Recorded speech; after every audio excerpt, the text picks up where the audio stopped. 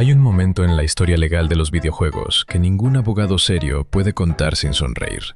Un momento en que un juez federal de Nueva York dejó de ser juez por un rato, agarró un control de arcade y jugó Donkey Kong en plena sala del tribunal, y solo porque era estrictamente necesario para resolver el caso. Y la empresa que lo llevó a ese punto terminó pagando $2 millones por haberlo intentado. Era el año 1981. Nintendo lanza Donkey Kong, un videojuego arcade donde un gorila enorme había secuestrado a una mujer y un fontanero, o lo que fuera Mario en ese momento, debía escalar estructuras mientras esquivaba barriles para poder rescatarla. El juego se convierte en el primer gran éxito de Nintendo en Estados Unidos. La clase de éxito que hace que gente que no debería prestarle atención, empiece a prestarle atención. Sid Sheinberg vio Donkey Kong y vio algo más. Vio a un gorila que se parecía, según él, demasiado a King Kong. Y King Kong, según él, era propiedad de Universal. Así que Universal hizo lo que Hollywood sabe hacer cuando ve algo exitoso que cree que le pertenece. Mandó a sus abogados a hacer el trabajo sucio. Le exigieron a Nintendo que dejara de vender el juego, que destruyera el inventario y entregara los registros de ganancias. Y adicional a eso, el pago de regalías retroactivas. Pero antes de que Nintendo pudiera responder, Universal fue a buscar a los licenciatarios. A Coleco le dieron 48 horas para firmar o podría enfrentarse a una demanda. Coleco firmó y pagó regalías del 3%, varios millones de dólares que, en teoría, le pertenecían a Nintendo. El problema era que Universal había olvidado un detalle, un pequeño detalle que iba a costarles muy caro.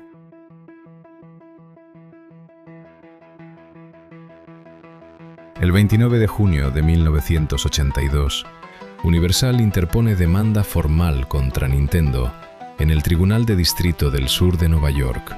Los cargos: Donkey Kong viola la marca King Kong bajo la Lanham Act.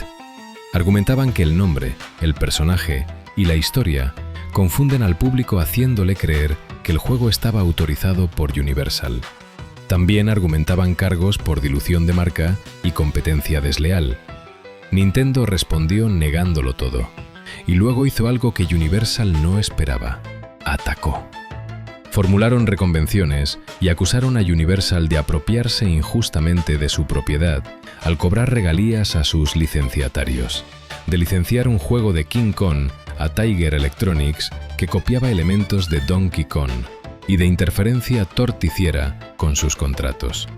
Dicho en español, Nintendo le dijo a Universal que los iban a demandar también, y tenían razones válidas para hacerlo. Aquí está el problema. Años antes de demandar a Nintendo, Universal había litigado contra RKO por los derechos de King Kong, y en ese juicio, Universal había argumentado exactamente lo opuesto a lo que ahora argumentaba. Contra RKO, Universal sostuvo que King Kong, la historia, el personaje, el argumento, estaba esencialmente en el dominio público, y que nadie podía tener derechos exclusivos sobre él. Y ganaron el caso con ese argumento.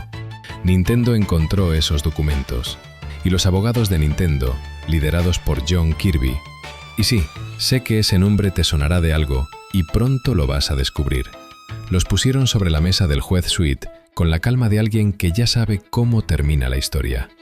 En agosto de 1983, el juez Sweet organiza una audiencia de juicio sumario y decide que para evaluar si Donkey Kong se parece a King Kong, lo más sensato es verlos a los dos. Se proyectaron dos fragmentos de las películas de King Kong de 1933 y de 1976, y luego alguien instala una máquina de Donkey Kong en la sala, y el juez Sweet lo juega. Años después describiría ese día como muy satisfactorio, lo que sea que eso signifique. El análisis que hizo fue simple pero demoledor. King Kong es un gorila realista que generaba terror, mientras Donkey Kong es un gorila de caricatura que arrojaba barriles. El argumento de King Kong es una historia de horror y obsesión, mientras que el de Donkey Kong es un juego de plataformas. Las similitudes que encontró el juez, gorila, secuestro, rescate, eran arquetipos del género y por lo tanto no eran expresiones protegidas. En 1984, el juez Sweet falla en contra de Universal en términos que van más allá de simplemente decir que perdieron. Universal no tiene derechos marquetarios válidos sobre King Kong. La cesión que recibió de RKO fue defectuosa, una transferencia de marca sin el negocio asociado, lo que se llama assignment in gross, y es inválida. Incluso si tuviera algún derecho, King Kong no ha adquirido secondary meaning en el contexto de videojuegos que permita impedir a otros usar Kong para un gorila ficticio. Y lo más importante, el juez Sweet determina que Universal sabía que no tenía derechos válidos y afirmó ser propietario único y exclusivo de King Kong, sabiendo que era falso. La campaña sistemática para cobrar regalías a los licenciatarios de Nintendo fue una apropiación injusta de propiedad ajena. Universal devuelve los millones que cobró y Nintendo recibió una indemnización por daños, costos y honorarios. El segundo circuito confirma todo en octubre de 1984. Este caso tiene 3 lecciones y ninguna es obvia. La primera, los arquetipos son libres. Un gorila gigante que secuestra personas es un arquetipo cultural. Nadie puede apropiarse de él. Lo que se protege es la forma de expresión concreta y específica. El King Kong de 1933 tiene sus propias características. El Donkey Kong de Nintendo también tiene las suyas, pero el concepto genérico pertenece a todos. Esto aplica para videojuegos, ilustraciones y cualquier personaje que crees. La segunda, las marcas no son armas de extorsión.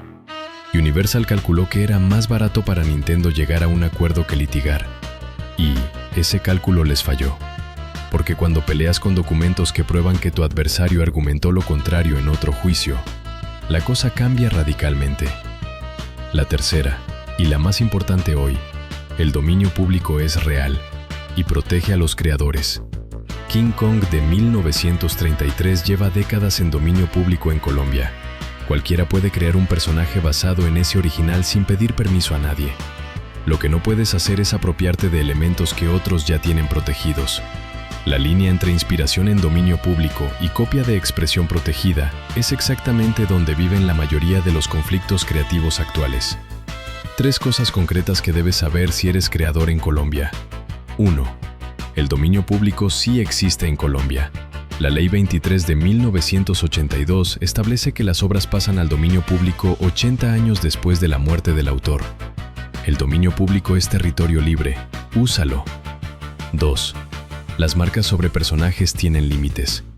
En Colombia puedes registrar el nombre y diseño específico de un personaje como marca, pero no puedes apropiarte de un arquetipo genérico del género. Lo que sí pueden reclamarte es si usas elementos específicos y distintivos del diseño registrado de otro. 3. Demandar sin base tiene consecuencias.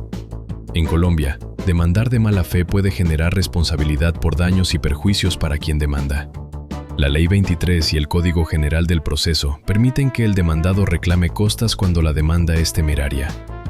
Universal pagó 2 millones en Estados Unidos. En Colombia la escala es diferente, pero el principio es el mismo. Nintendo ganó, y desafortunadamente Universal perdió. El juez Sweet tuvo su día satisfactorio.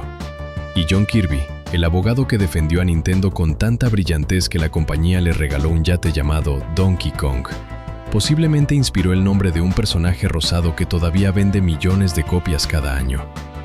Nadie puede confirmar esa última parte con fuentes primarias, pero es demasiado buena para ignorarla.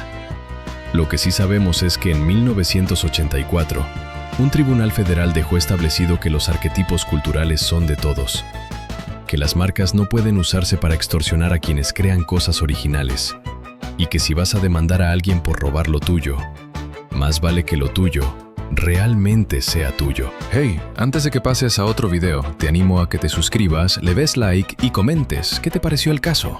Con esos pequeños gestos me ayudas a crecer esta comunidad y puedo traer más contenido de calidad. Nos vemos la próxima semana. Hasta pronto.